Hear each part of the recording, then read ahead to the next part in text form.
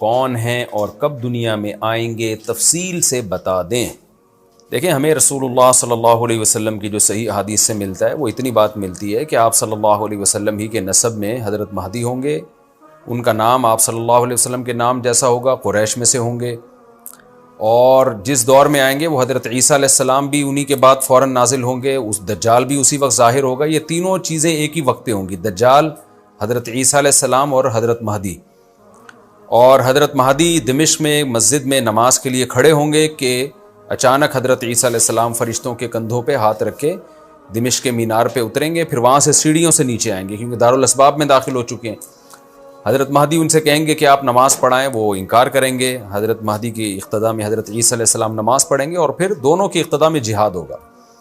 تو مجاہدین کے امام ہوں گے حضرت مہدی۔ اتنی بات ہمیں معلوم ہوتی ہے، چند باتیں اور ہیں روایات میں جو ملتی ہیں۔ یہ ہمیں ڈیٹ نہیں بتائی گئی ہے، سن نہیں بتایا گیا، سال نہیں بتایا گیا۔ اس بارے میں صدیوں سے لوگ پیش گوئیاں کر رہے ہیں کہ فلاں سن میں آئیں گے، فلاں سن میں آئیں گے۔ بڑے بڑے لوگوں نے پیش گوئیاں کی ہیں جو 100% غلط ثابت ہوئی ہیں۔ تو اب بھی لوگ پیش گوئیاں کر رہے ہیں کہ 2025 میں آئیں گے، کوئی کہہ رہا ہے 2030 میں آئیں گے۔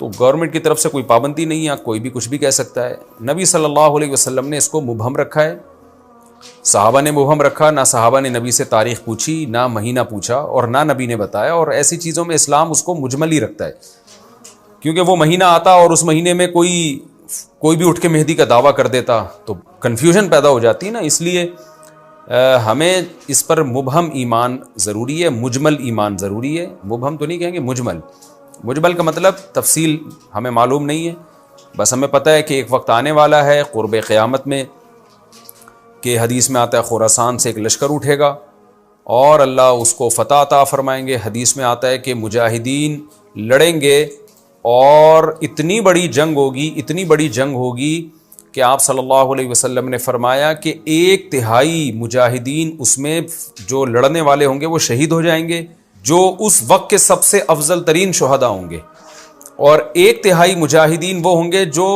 لڑائی کی شدت اور سختی کی وجہ سے میدان چھوڑ کے بھاگ جائیں گے۔ یہ وہ لوگ ہوں گے جن کی اللہ کبھی بھی توبہ قبول نہیں کرے گا، اور 1/3 ہوں گے جن کو اللہ دنیا پہ غلبہ عطا کرے گا، کفر پہ غلبہ عطا کرے گا۔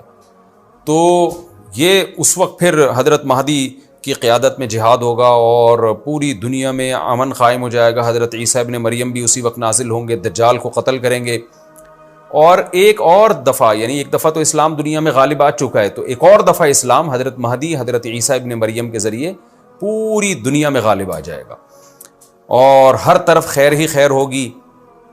جزیے کا نظام ختم ہو جائے گا اور اللہ تعالیٰ اپنی برکتوں کو کھول دے گا، آسمان کی برکتیں، خوب بارشیں برسیں گی۔ ایک روایت میں آتا ہے، ترمذی کی روایت ہے، اتنے بڑے بڑے انار پیدا ہوں گے کہ اس کے چھلکے کو لوگ سائبان کے طور پہ استعمال کریں گے۔ ایک انگور کا دانہ کئی لوگ نچوڑ کے پئیں گے، یعنی برکتیں اللہ کی طرف سے ایسی کھل جائیں گی، تو پوری دنیا میں امن ہوگا۔ تو یہ جو نبی صلی اللہ علیہ وسلم کی جو بعثت تھی نا، آپ صلی اللہ علیہ وسلم کی، وہ کیا تھی؟ قرآن میں آتا ہے لِيُظْهِرَهُ عَلَى الدِّينِ كُلِّهِ۔ آپ صلی اللہ علیہ وسلم کو دنیا میں اس لیے بھیجا گیا تاکہ آپ دین کو پوری دنیا میں غالب کر دیں۔ تو ایک دفعہ تو یہ بنو امیہ کے دور میں، اور بنو عباس، اور پھر خلافت عثمانیہ، یہ جو مسلمانوں کی خلافتیں چلی ہیں، تو بنو امیہ اور بنو عباس کے دور میں تو اسلام پھیل گیا تھا۔ پوری دنیا، جتنی بھی مہذب دنیا تھی اس میں اسلام ہی اسلام تھا، یعنی اسلامی حکومت تھی۔ سب مسلمان نہیں تھے لیکن حکومت اسلامی تھی، سب مسلمانوں کے زیر سایہ تھے۔ تو اللہ تعالیٰ اب پوری دنیا میں کیفیت کے لحاظ سے، کمیت کے لحاظ سے، کوانٹٹی کوالٹی دونوں لحاظ سے اسلام کو دنیا میں غالب کرے گا۔ اس کے لیے اللہ نے حضرت مہدی اور حضرت عیسیٰ ابن مریم کا انتخاب کیا ہے۔ اتنا ہمارا ایمان ہے۔ اب کیا ہوتا ہے کہ ہر تھوڑے دن میں کوئی مہدی اٹھ کے دعویٰ شروع کر دیتا ہے، اور تو امام مہدی سب سے پہلی بات یہ مجاہد ہوں گے، بڑی اہم ترین بات یہ ہے، اور انہی کے دور میں حضرت عیسیٰ ابن مریم بھی نازل ہوں گے، تو اور دجال بھی ظاہر ہوگا۔ تو اس لیے یہ تینوں چیزیں ایک ساتھ ہیں، اس لیے ان کو پہچاننے میں اہل اسلام کو دشواری نہیں ہوگی۔ حضرت مہدی کو تو لوگ خود تلاش کریں گے، ان کی علامتوں میں سے یہ بھی ہے، وہ دعویٰ نہیں کریں گے، لوگ اہل اللہ، بزرگان دین، علماء ان کو خود تلاش کریں گے۔ آج لوگ خود دعویٰ کر رہے ہوتے ہیں حضرت مہدی ہیں، میں حضرت مہدی ہوں، تو وہ دعویٰ جو کرے گا اس کا مطلب وہ تو ہو ہی نہیں سکتا۔ تو اس لیے ہمیں اس ٹاپک کو ختم کر دینا